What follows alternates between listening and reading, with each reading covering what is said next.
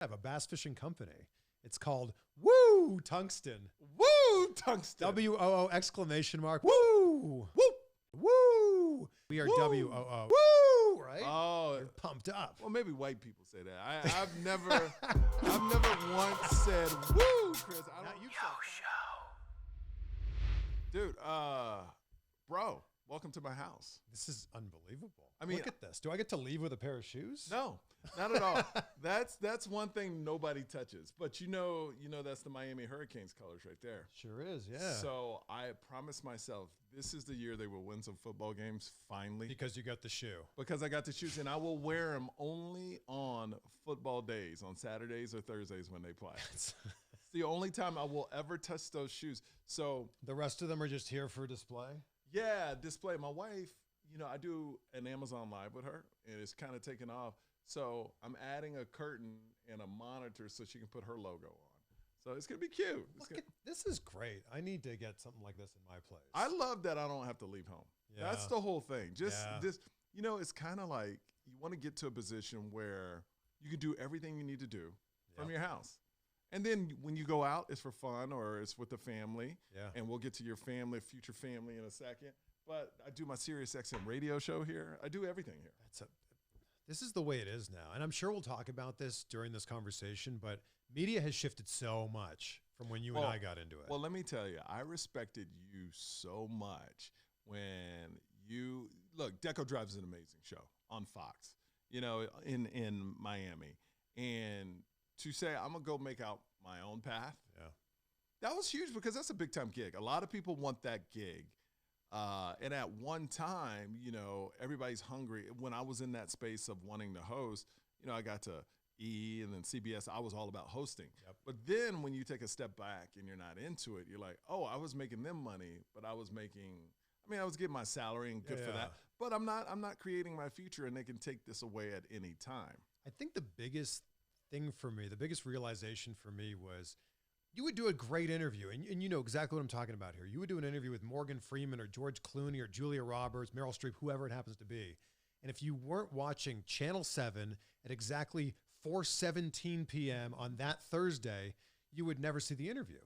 And I thought, that's just not the way it works anymore. And they would just get the juicy, scoopy parts, and they wouldn't get the meat of the interview. That would always blow my mind when, I was getting 4-minute junket interview slots, and the national shows like you were on were getting the 8 or 12-minute slots. And you guys would just air 37 seconds from that interview. Bro. What about the other 11 and a half minutes? You know what made me want to get out of entertainment reporting is I worked the Oscars, the after party. Okay. I interviewed everybody. They use 30 seconds, and I was on that red carpet for 8 hours because you got to get there 4 hours before. Yep. You got to stay on the red carpet, wait for the last person. And God forbid it's Rihanna or Beyonce or someone. You're waiting there all night for them. And then they say at the end, they're not coming. So you're there 10, 12 hours, and they play 30 seconds. I was like, dude, I am done. I am done with this entertainment world. Didn't you find sometimes that you were just then doing interviews for practice? I know we're probably not going to air this, so I'm just going to swing for the fences here and ask them something ridiculous. I at the end of it, I was just like, my wife, my last 2 years at the Insider, I was miserable. It's a fantastic job if you want it, but I've done everything. It's kind of like, look, not even on this degree, but I understand why Trevor Noah is leaving The Daily Show. You've accomplished everything you can accomplish in that field. Yeah. You're not going to get any more fans who watches The Daily Show, right? In entertainment reporting, everybody knows I can do that. Industry, people that see me know I can do it. It's not like I'm going to gain a brand new fan base from it. And you get, besides a great paycheck when you're on national TV, you get really nothing from it, and they can take it from you anytime.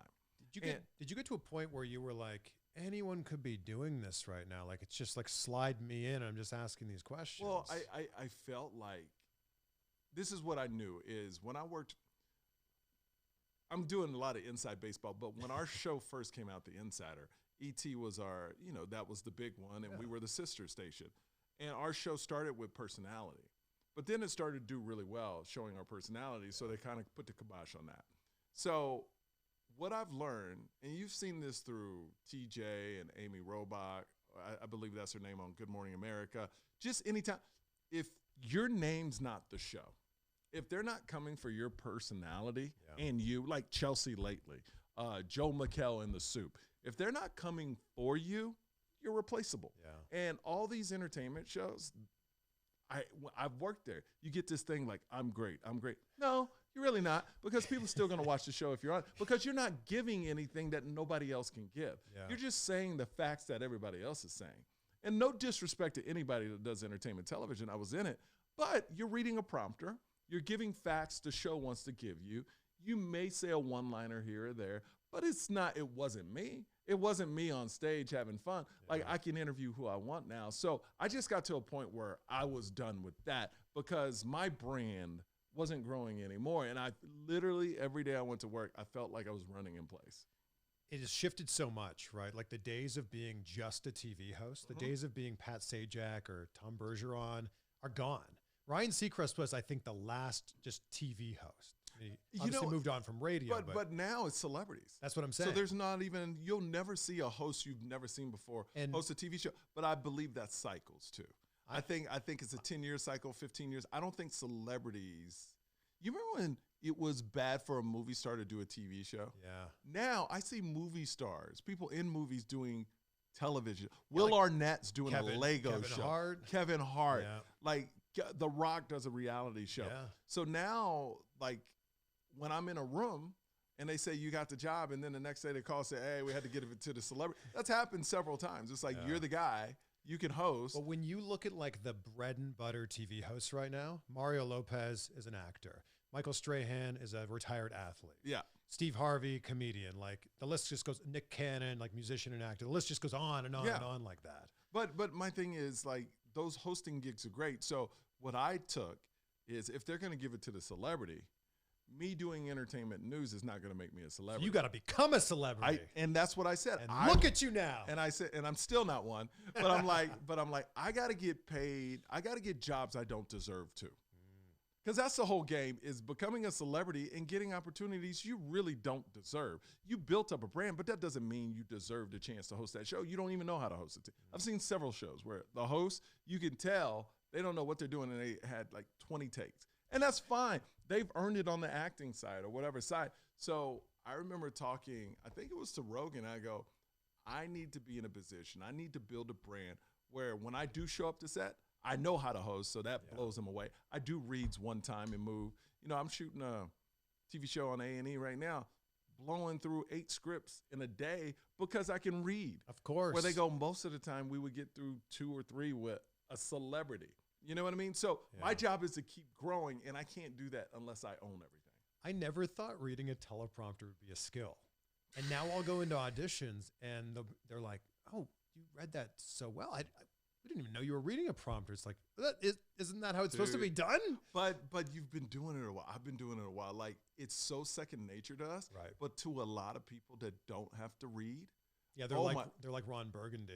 Oh, it's horrible. Like, I don't realize it because I've been doing it for 15, 20 years of my life. Right. So it's nothing. You can put up one right now and I'll probably nail it. Yeah. But I seen, just like you, I go to auditions and they're like, yo, this person can't read. Or if you show up to set and you've worked with people that have worked with people that can't read, they're like, oh my God, this is a godsend. Right. You know, so and I go through all that just to say, this is my journey. And when I was an entertainment host, and look, I loved it, but I didn't grow. And I've been out of entertainment for 5 years now, 6 years, and I've grown so much. My comedy special, I'm making tons of money off that because you people are watching it. Thank you so much.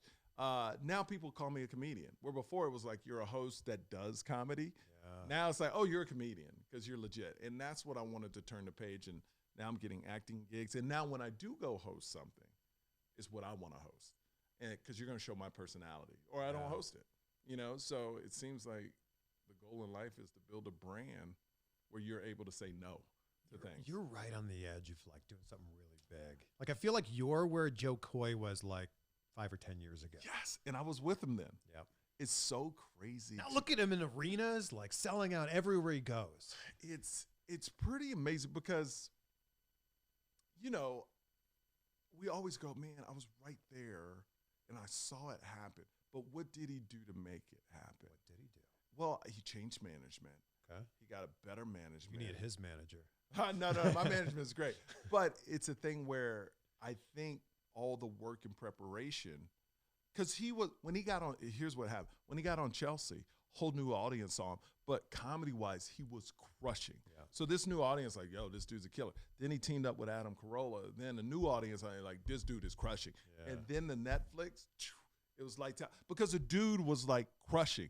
Where what happened to me is when I first started, I got catapulted, but I wasn't as good in comedy. It was kind of like this new guy, so people would come up to see me and go, oh, he's okay, but it wasn't like now. If I was like I was now, but I just, like, I need one more big thing to kind of put me over, whether it's a special, whether it's a TV show I'm on, but, like, I feel it. Like, now I can perform and be like, yo, I feel like I know it's going to go well. 12 years ago when I first started, who knew what was going to happen? But the amount of content that you're putting out right now, oh yeah, it's amazing. And I got recognized at the airport for a TikTok video. See? Yeah. See, I've never been stopped so much from YouTube. Like, literally, if I'm at an airport 3 to 6 times a day, oh my God, Start Your Comedy, YouTube, or they'll just start naming platforms they saw it on. Because I have some. Isn't that crazy? So that just proved to me. Yeah. Chelsea is the only time I ever got stopped that much, when that show was hot. But I've never been stopped so much for YouTube or social media all the time, because some clips have 10 million views, 15. They go, hey, you're Michael, comedian. Or they don't even know your name. They go, it's a comedian. You're the funny guy. Yeah, the funny guy, Michael. So I'll have people be like, oh, you're the Anne Hathaway guy. Yes. Like, because I've had all these different viral celebrity moments. They have no clue who I am, but like, I've seen you, the Leslie Mann video. Yes. I'm like, yeah, that's me. So let's talk about you. We've talked about me enough, but so what I loved about you is you gave me, you kind of helped me out, start it up. You're like, this is how you do it, and I appreciate that. But what made you want to leave Deco and really start your own thing?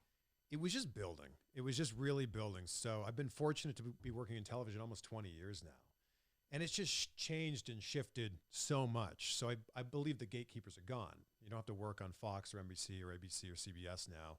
You can really do your own thing, like we just said, and get recognized for TikTok or YouTube or Instagram. And for me, I'd been putting videos on YouTube since 2011. Okay. And not thinking about it at all. Just like we had access to, some of the biggest names on the planet.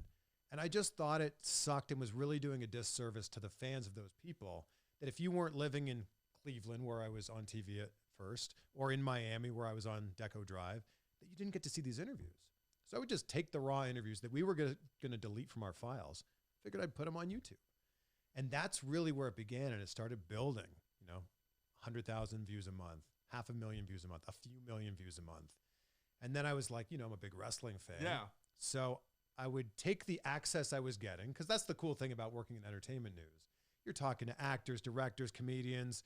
Every once in a while, WWE comes to town and you go, could I interview a wrestler? Like, could I get paid to talk to a wrestler because I'm a big wrestling fan?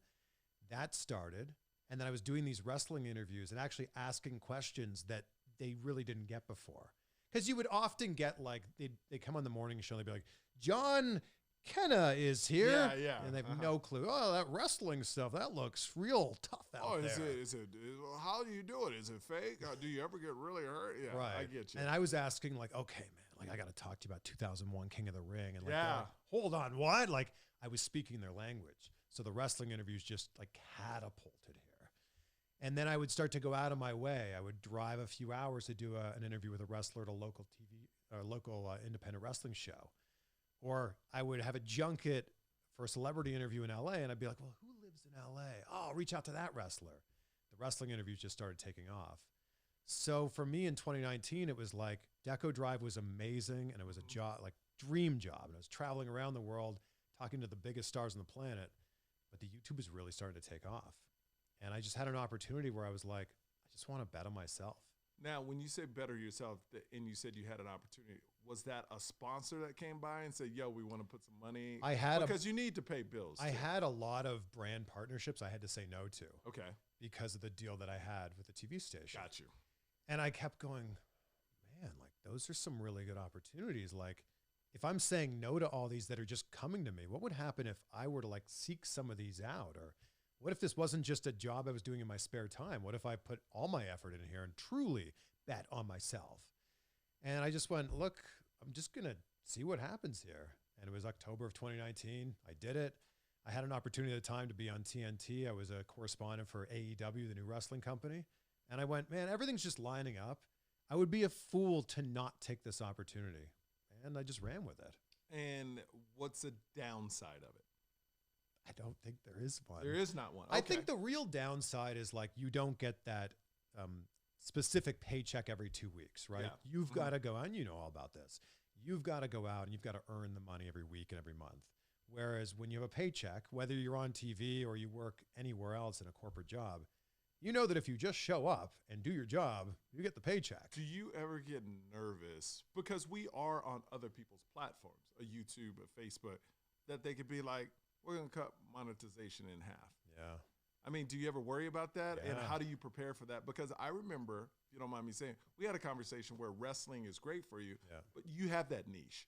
How do you grow from that? How do you get out of that and start a new niche? Because the one thing I've discovered, and we're trying to figure out on this show, is it seems like to be big today, to break through, you have to have a niche thing that people love, whether it's, I interview people with white puppies, so everybody with white puppies. That's very niche. That's very niche. But like wrestling and like mine, I kind of just, I guess mine is for people that like me. I just talk about and talk to people I like and talk about things I like.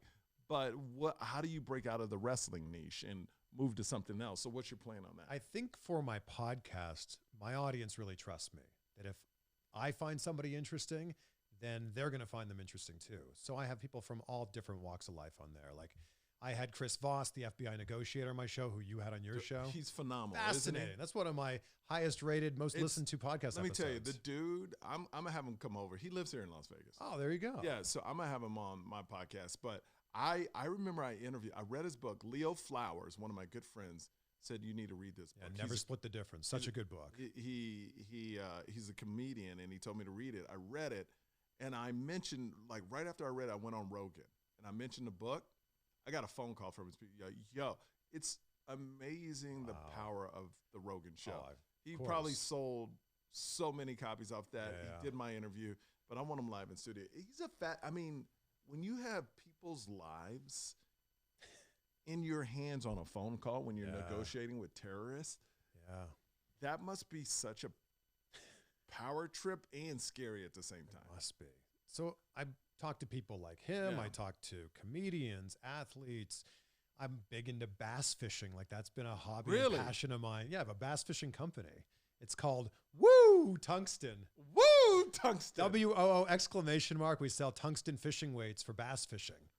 So like I've taken. Is that a wrestling thing? Woo! It's a little bit, right? Like Ric Flair says, woo. I thought he goes, woo. He says woo with 5 O's. Oh, we are woo. WOO. Woo!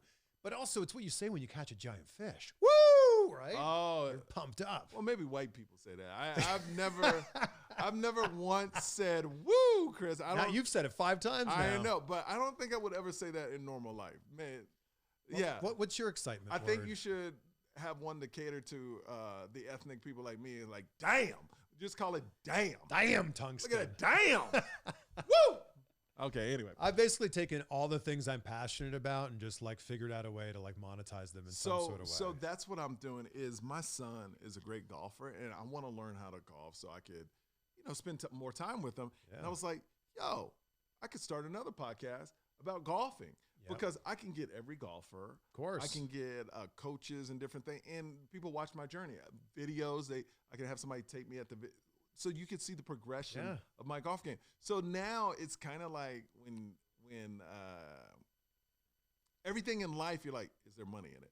And that's the world we live in But things you love anyway. You know what I mean? And this did not exist like 10 years ago. Yeah. It now exists where you can make a living off of the most ridiculous, hyper niche things. Like I always tell people that if I can make money talking to pro wrestlers and selling fishing weights for bass fishing, whatever it is that you're passionate about, there is some money in there. That's what I'm saying, man. That's what I'm saying. I got to figure out, like my wife always says, I need a hobby. comedy was a hobby. Now it's a profession. Yeah. So everything it seems like I get into becomes a profession. So That's not a bad thing. And I'm also like, I'm very, I get very committed to something. Like once I start something, that's why I don't start anything, because I know I'm gonna go over the top into it. I'm the same. I don't check the depth of the water or the temperature of the water. I just dive right in, figure it out. You have some people that go to a restaurant, look at the menu 10 times, and they still and ask about it. Me, I want that. Go. I don't think it's like it could be the worst thing on the menu, but that's what I want today. Yeah. You know, I don't go. I know what I'm going to when I'm going shopping. I know exactly what I want. Yeah. I don't play games. That's why you've been so successful, because you know what you want. Sometimes, sometimes it can get you in trouble too. But look, so that's Dean, our producer extraordinary. We call him Dean. I don't know. We need to think of a nickname for him, but he's 22.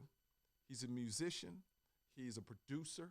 He does. What piece of advice? Dean, look at you go. Thanks, I know. Man. What piece of advice would you have for him being 22? If you could go back to 22. But I lived now in 2023, because that's the biggest thing. Like when I was 22, these opportunities didn't exist. I think the biggest thing is find a thing that you're passionate about and find somebody in that space who's crushing it. And Tony Robbins always says success leaves clues. So like find out what are the things that make them really special and pull a little bit from this person, a little bit from that person. Nobody's reinventing the wheel here. No. I would just say lean into what you're doing. And so many people will think of a great idea and then never actually capitalize on it. Let me tell you, that happened to me. Dean, listen, if you have a great idea, go for it. This is what happened to me. 20 years ago, I was on the radio. I don't have it on tape anymore, but I was on the radio, and we had like this morning show. And I go, you know what? I should create pet insurance.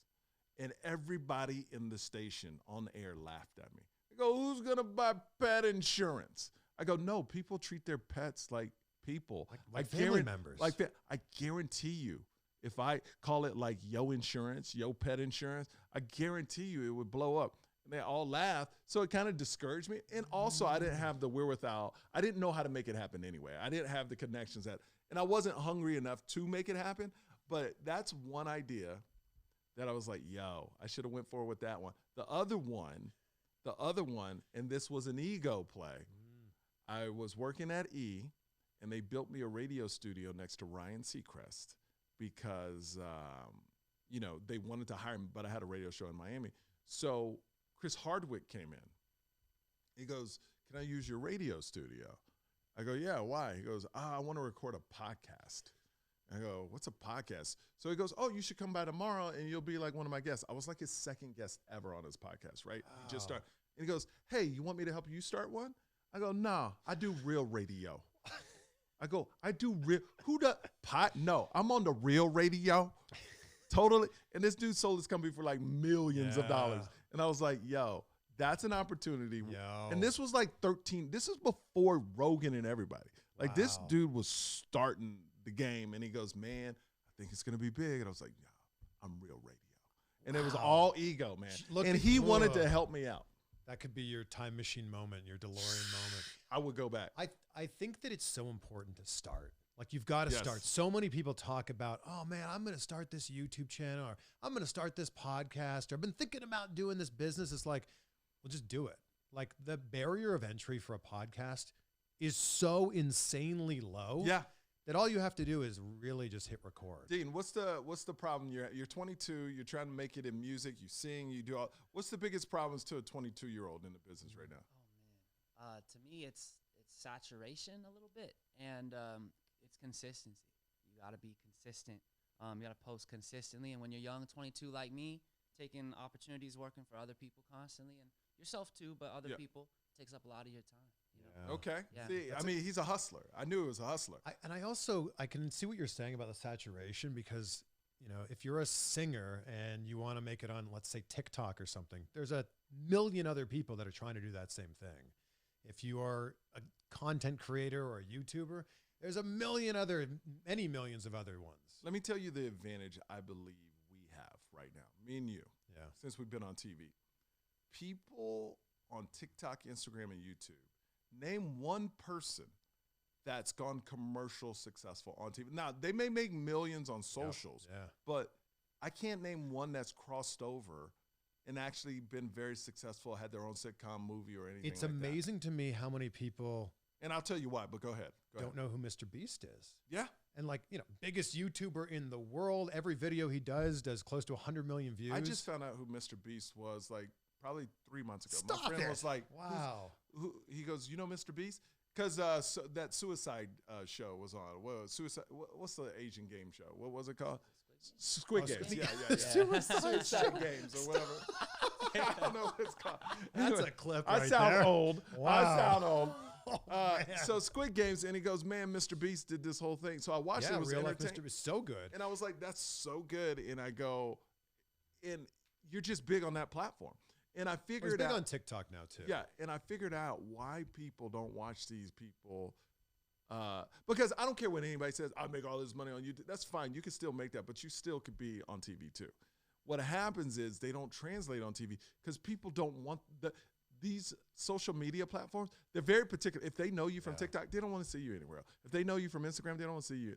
I'm watching you here, and I don't want to have to go see you at 11 o'clock at night. But Mr. Beast does like close to 100 million views at least on every video. Bigger than any television show Those are ever. like Super Bowl numbers for every single video he puts out.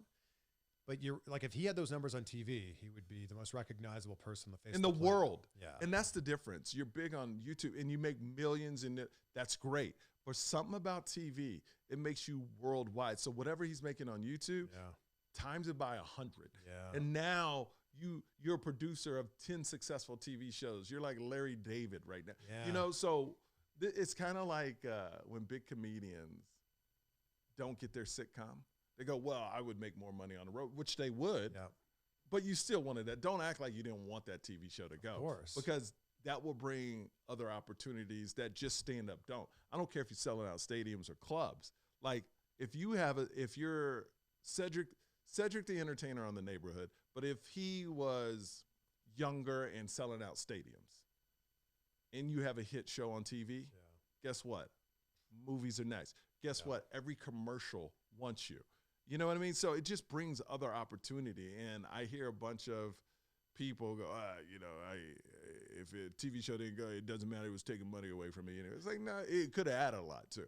There's something that's really interesting that's going on, especially on TikTok and I guess Instagram Reels too, is how unpolished the content is now. It's all about being like, it's Blair Witch games. Do you? It's so Blair Witch. Do you even know who the Blair Witch games is? Blair Witch Project? See, I don't even know how to say it. Blair Witch Project. Yeah. You've never heard of that, Dean? No, never. See that? Oh wow. I don't know. I'm too young. We're old, bro. That's my reality check. So right it's a horror it's a Dean's my horror reality. movie filmed with like camcorders, and like they found this videotape, right, or something like that's that. it. Yeah, and there was like a spirit in the woods that was killing people. Yeah, scary movie. yeah. But do you remember like maybe even 5 years ago on TV, they wouldn't use vertical video without the bars on the side? Oh, yeah. Or you wouldn't do a Zoom interview with anyone ever. The pandemic obviously shifted a lot there. But if I told you 5 years ago that videos that were shot with the selfie camera, the forward-facing camera, with a weird green screen effect behind you, were getting millions of views on TikTok, you would never believe me. Yeah, the game has changed. My friend Eric Griffin, he's a comedian. He said it best. He goes, you remember when Instagram models, people made fun of them? They're like, oh, you're just an IG model. He goes, now Instagram models are the models. So that's how social media is taking over. Yeah. Now it's not Victoria's Secret. It's I don't even know who to say on Instagram. But whoever's big in that is now the thing. Yeah. You know what I mean? They're getting high. I did see my mother-in-law. This is how much I don't watch TV. My mother-in-law said a TikToker or social media girl that was very young is hosting this award show, Nickelodeon or something. And she's just known from TikTok and all that stuff. Charlie right? D'Amello. Is that who it was? Yeah. I didn't see the interview. But she's hosting a show because of her social media, which is now making her a host. Yep. You know what I mean? So it's kind of like you could be old school and go, no, talent will win out. It doesn't anymore. Not a lot. We're in a really weird in-between stage right now. We are. Because traditional media still very much does exist, but this new media and people getting famous on TikTok and YouTube and Instagram is also there. And I feel like one is going to win out over the other. I don't. I think media. they're gonna. I think it's gonna be like it is now. Is you're gonna have Mr. Beast on YouTube and all those people that make their living off that platform, and then I think you're gonna have TV people that will have millions of followers because they're on TV. But I think still, I think, and I really do think this, and this is why I think it's gonna come all around. I think everybody's gonna get paid, but I do think it'll get to a point where, all right, influencers don't have that much influence anymore over the people that really watch our program. Unless they have a hyper niche audience. Absolutely. So if you're really big in like nutrition, Yeah. even if you only have, let's call it 70 or 80,000 followers on Instagram, but if they are dedicated to your niche, whatever you say, whatever you're 100%. pitching, they're going to buy. I'm not going to mention a movie company, but my friends run marketing for a movie company, and about 4 years ago, they were hiring all these influencers when movies would come out, right? Yeah.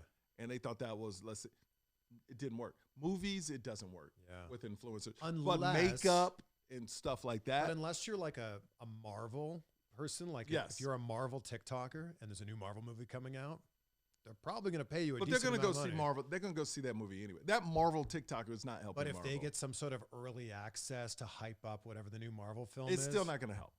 Wow. Marvel's Marvel, bro. Like, that's the thing. I think it helps. You do? Yes. I don't. You had the biggest actor in the world, Dwayne "The Rock" Johnson, kind of fell at DC.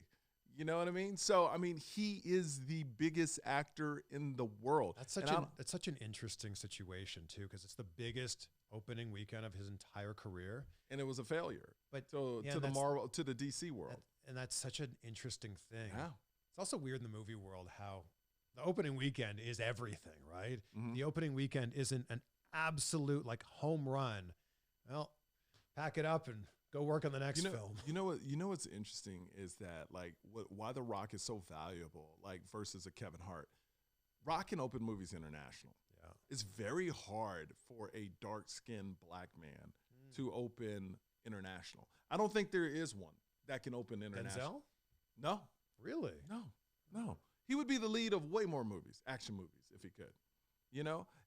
Maybe so, but not like to the Like degree he's one of the Rock. biggest stars in the world. Although we are living in an era now where it's not the movie star era anymore. No. In the it's 90s, you would go see a movie because Brad Pitt was the you star. could care less. Like Yeah. they've had movies with huge stars that absolutely fail. You know at the what I box think office. has shifted, though? It used to be the movie star era where you would see a movie because it was Julia Roberts Yeah. or Brad Pitt. Mhm. I think now it's more of you're seeing a movie because of the director. Like Quentin Tarantino's name is attached to a film. Yeah. You're going to go see it. Christopher Nolan's name is attached to a film. You're going to go see I'll it. take it even further than that. I think we're in a space where it's really about the commercial of the movie How good the trailer is. and the angle. Like the Smile movie, the Quiet movie, it's about what message you're sending to people about the movie. You know who nailed the marketing recently? Who? Mission Impossible 7.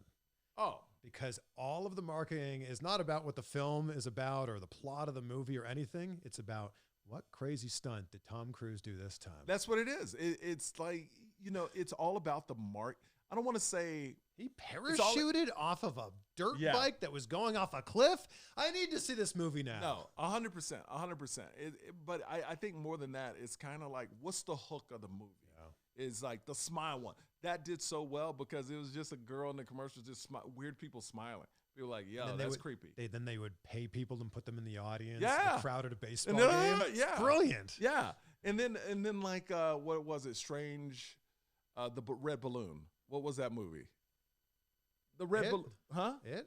It. Yeah. So I remember they sent me a balloon to the house. Like their marketing, Yeah. they would just leave red balloons places. Like those are the hooks you need today. You know what I mean? To get people It's to go. changed a lot. It has. Yeah, it's shifted a lot. Yeah. So, all right, let's talk about you personally. Big changes in your life. You're married. Yeah. How long? We got married on December 17th. So like 6 weeks right now. Wow. How'd you propose? So we went to her favorite spot in Newport Beach. Okay. And she would go for a hike there like 3 times a week. This was her favorite spot, the Back Bay in Newport Beach. And I took her there, and she had no clue. None. Doesn't No. that feel great? No clue. And so much so that morning, I was like, oh, like maybe we'll take a photo there. So like, I'm gonna go throw some stuff in my hair. She's like, well, hurry up. Like, we better get there before it gets too hot. You're trying to put on some makeup. And I go, are you okay with wearing that? She's like, what do you mean? I'm like, I'm just saying, like, we might take a photo. Maybe we'll post it. Like, are you all right wearing that? She's like, yes, of course I'm all right. Like, she's like, why are you being so high maintenance? We gotta go. Yeah. And my buddy Zeus, who shoots all of my stuff, he's so incredibly talented at filming and editing. I had him hide. I love it. Like this big straw hat, and he had like the face shield all the way up so that she wouldn't recognize him. And he was following us on the hike. And we got to this one spot, and then he was going to come out and film us. And I got down on one knee, and she instantly lost. Were you nervous? I was. Yeah. But I knew she was going to say yes. Well, you hope so. Yeah. I mean, we always, my heart was racing, like racing. Yeah. But the last 6 months was pretty incredible. So we bought a house, we got engaged, we got married, and now we're having a kid. Okay. So what was it about her that made you want to marry her? I knew instantly. See, that's the same thing. Isn't that crazy? You just know. You just Did know. she know, though? Oh, yeah. Okay. We've talked about this a lot. And it's so cliche, right? Oh, when you know, you know. But it's so true. It's so true. When you know, you know. It's just like, I don't know, without getting too cheesy here, it's like you're speaking their language. Yeah. And Diamond Dallas Page is a friend of mine. He's a WWE Hall of Famer. He had this quote when he met his wife. He said, you meet someone whose soul speaks the same language as yours, so you don't have to spend a lifetime trying to translate. Yeah. I was like, wow, that's very profound. I thought you said he was going to come out and body slam her after you got engaged. He does. Like, rah, rah. He does do this move called the diamond cutter, so he could have come out of nowhere. Right? Diamond ring, diamond cutter. There you go. But yeah, when you know, you know. And it's so great, she's isn't it? just such a great person. Like, I wake up every morning, I'm like, how did this happen? Yeah. Like, how do I get to be with you? And it's so much more than just like today or next week. It's about like the rest of your life. Yeah, it's about building with them. Like, I am in a position where every interview I do, people mention my wife first. Like, she's so beautiful. She's so that. And I go, I don't know how I got her. Like, honestly, she's way too good looking for me. Like honestly, like, I'm an okay. I'm not going to say I'm ugly, but I'm okay. But she's gorgeous, like universally gorgeous. And people are like, how'd you get her? And I was like, I have no idea. How'd you get her? I think she was. How'd you meet? A blind date. Well, so you know what they look like. A setup. A setup. Yeah. Yeah. Who set you guys up? Shandy. It's one of her friends, Shandy. I was working a red carpet. I was with Sharon Osbourne, and she kept pushing me like, I'm going to set you up with somebody, and somebody overheard us, her friend Shandy, and said, look, if you don't want to play any games, I got the girl for you. No. Wow. Yep. And our first date, we talked about marriage. Wow. Because I was like, I was in a place where I want to be married. Yeah. That's what I got to that place too. Because here's the thing. Women don't like to hear this, but a woman can't make a man want to be married. A woman has to find a man that knows he wants to get married at that time and is open to it. And that's where I was. I was finally at that stage in my life. Yeah. And when we met on Hinge, by the way. Hinge? Yeah. Oh, yeah. The app you want to throw away. What's it say? Their motto is, we want to be the last app you ever like use. We want you to delete us. Yes, or something like that.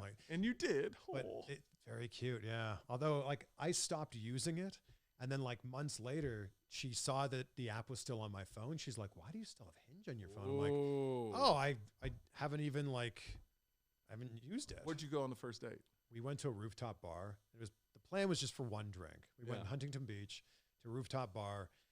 And I thought it would just be one drink. And it turned into us being there for 4 hours. Wow. And then we left. I walked her to her car, and I'm like, this was, like, really fun. Did you get to kiss that night?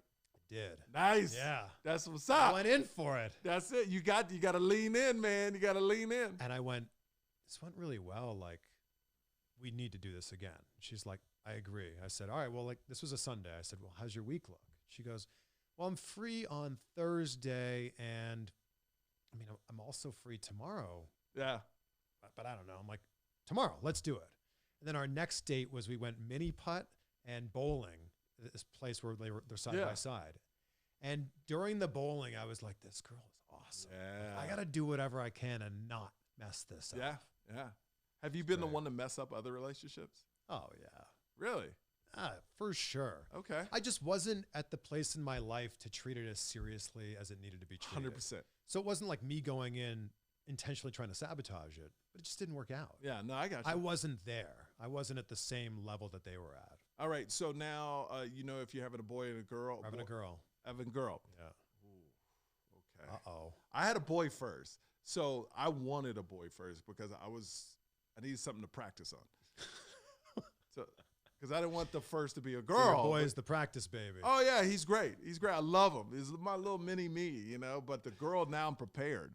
You know, I was so nervous. I asked my wife. I did not want a girl first. Look, as long as they all like, I'm gonna be the cliche. As long as it's healthy, blah blah blah blah. But I did not want a girl first. I was petrified of a girl. I just, healthy baby. Oh, see, of course, healthy baby. Yeah. And I hate that we even have to say that. Of course, we want a healthy baby. But I wanted a boy first, and I got a boy first, and the girl said I was much more prepared now for a girl. Did you do anything to put the odds in your favor to have a boy first? Because my wife did. There's books out there. I know. My wife had me eating certain things. And okay. I was like, that don't work. It's also about timing. That's apparently a thing too. I don't know. I don't know. It was weird. It was weird, like the stuff you do trying to get pregnant and we're in a really weird in-between. There's too much information now. There is so much. It's too much. You remember when we thought, you know what, if we get more information, we'll be smarter. No, we get dumber. Well, the problem is we live in this bias now of we live in a vacuum, right? Yeah. If you believe this one thing, then all of the things you follow in social media are just going to reinforce that bias. Well, yeah, like when I hear people and I hate talking politics, but when I hear somebody go, all I'm ever seeing is these stories. It's because you're looking it up. It's called an algorithm. Get with it. Yep. Get with it. You're actually seeking out that info. And if you were seeing stories that were on the other side, you'd go, why are they showing me this? That can't be right. I don't want to see this. Yeah, we live in this weird echo chamber all the time. All the time. But you know what? That's why I don't watch the news anymore. I read the news. I pick up what I want. I watch local news a lot. If it's a big enough story, it's going to come across your Instagram feed. You're going to see it on Twitter. But here's what's weird. I don't even look at people's Instagrams. I have it. I just look at my story. And maybe, my wife thinks that's weird, too. You don't look at the feed? No. What do you mean? I just look at who likes my pictures and watches my videos. By the way, you don't follow me on TikTok. See, because I'm offended. See? I don't even know about my TikTok. I know I have one. Do you not post on there? No, I have a person do it for me. Oh, there you go. Yeah. How many people you got on the Yo team? 3. Oh, okay. It's not bad. I was thinking there'd be way more. No. I have one that does all my social. If I post a picture of my family, it's me. Okay. Anytime I answer, it's me. So I just look at my feed all day. I don't really look at other people. That's why I know nothing. I just looked at your Instagram feed just before this interview to see what you were up to. I don't know. I'm still doing a lot of junkets. I know. Back doing See, junkets. That's crazy to me is you wanted to go back to that. There is something about, especially with TikTok now, there's something about getting those moments and they go viral. I know. I had Gerard Butler. I can't wait for people anymore. I had Gerard Butler a week or two ago. It's so bad to say this, but I was the movie was really fun. It's called Plane. Yeah. It's an action movie. It's super fun. But I said, what's the thing I could ask Gerard Butler about that would really get a lot of views? And I'm like, well, he has one of the most iconic movie lines of the last 20 years. This is Sparta. Yeah. So I made a question around that with the whole hope that he was going to say, this is Sparta. And it got 3.3 million views on TikTok. Did he say it? Yeah. Well, he told me the story is actually fascinating. He said that the original takes were him saying it in a low, this is Sparta. This is Sparta. And he said that, all right, we got it. Zack Snyder, the director, said, all right, we got it. Let's pack up. And he went, I think I got one more. And they brought all the cameras back around. And he's like, it's such an intense moment. I thought, I'm going to say it like this. This is Sparta. And everyone in the crew laughed. And then Zack Snyder said, all right, let's move on. And that's the one they ended up using. And that's the line. I think Zack Snyder was like, that was a lot, but it was awesome. They ended up using it. That's awesome. See, those stories are great. But there is something. I think me is going back. The last thing I want to do is wait on somebody. I get it, but there's something, especially when I have a podcast and a YouTube channel. Yeah. There's something about the photo next to Julia Roberts and George Clooney, or the photo next to Tom Cruise, where people go, oh, you're interviewing people like that? And you're asking, an author to be on your show or someone who, no, I get isn't as recognizable. I get it. They go, oh, you've talked to Brad Pitt. How could I say no now? No, it's a play for you. Yes. I mean, you enjoy it, but it's I love also it. a I love strong it. play. It's also a strong play. And I love movies so much. Yeah. And seeing a movie 2 or 3 weeks before it comes out still It's has awesome. a really special place in my I guess heart. I just need to figure out, because I got to figure out something. Like, I fell out of love of that industry. I get it. But now I need to find something I love it. I love doing my own thing, though. Like, I went to the world premiere of J-Lo's new movie, Shotgun Wedding. Oh, yeah. And it was just fun. Like, there's no better party than a Hollywood Boulevard, Oh, yeah. shut down the street, world premiere of a movie.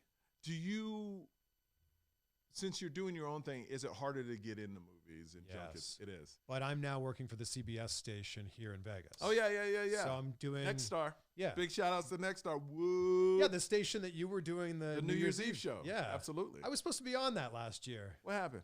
I don't know. Maybe next year. I think they used a local person. Oh, I think they're going nationwide next year. Wow, we got to make this happen. I know. then. We need to make it happen, people. Let's put it out there right now. Okay, my wife has a lunch. She swore to me I have to go. All right. Well, we have to do this again. Okay, let's do it. All right. Let's do it. And Yeah. we'll talk about some other stuff next time. But yeah, sorry to cut you off short. I'll have you back on my show Yeah, it's right. You still tape it here? at the Win. Yeah. You got a lot of interviews you're doing. What interviews you got coming up? So I'm in town because I'm interviewing Quentin Rampage Jackson tonight. Is that a wrestler? He is a UFC legend. Oh, Rampage. Yeah. Okay. Yeah. He was yeah. in the A Team. He played. Yes, remember him? yes, he played absolutely. B.A. Baracus, Yeah. Mr. T's role. Yeah. So that'll be fun. All right. You know who I was supposed to have, Who? and I don't want to go on too long here. Chris Hansen from To Catch a Predator. Why don't you take a seat Really? for a minute? Really? He was supposed to have like a one-man show this weekend in Vegas, but it's not happening for whatever reason. So that's getting rescheduled. But I was so excited to talk to him about the wildness and craziness of all the To Catch a Predator stuff. Were you going to say his catchphrase when he sat down? 1,000%. Or are you going to open the? Why don't you sit down for a Why minute? don't you take a seat for a minute? Why don't you take a seat for a minute? Because that would have been a TikTok moment. What we're talking You and about TikTok. here. You and TikTok. Did Grow- you say that you wanted know- to put your blank in their blank? Did you? Sexy man 69. What's crazy to me is TikTok. I look at these dudes dancing, and they look like straight up thugs. Like they would like straight up from the rap videos, and then they bust out with. I'm like, oh my gosh, what's happening? Your For You page looks a lot different from mine, I think. My what? Your For You page. For you? What is that? That's the feed on TikTok. The FYP. Yeah. Come on. Yeah. Dean knows. For you page? Yeah, the FYP. Oh. When you open up TikTok, you know what I mean? No, I don't. So when you open up TikTok. Look at my phone. TikTok's not even on my. When you open up TikTok, Uh-huh. this is the For You page. So those are the things you like. No, these are the things that TikTok thinks you like. Yeah. Whoa, I don't know why. But watch this. Once they snap the fingers, this is a trend right now. Huh? You haven't seen that trend? Jeez. So when you snap your finger, is it supposed to change? So here we go. I'm gonna snap my finger, and then Chris will be gone. There it is. That's the end of the podcast. All Thanks, right. man.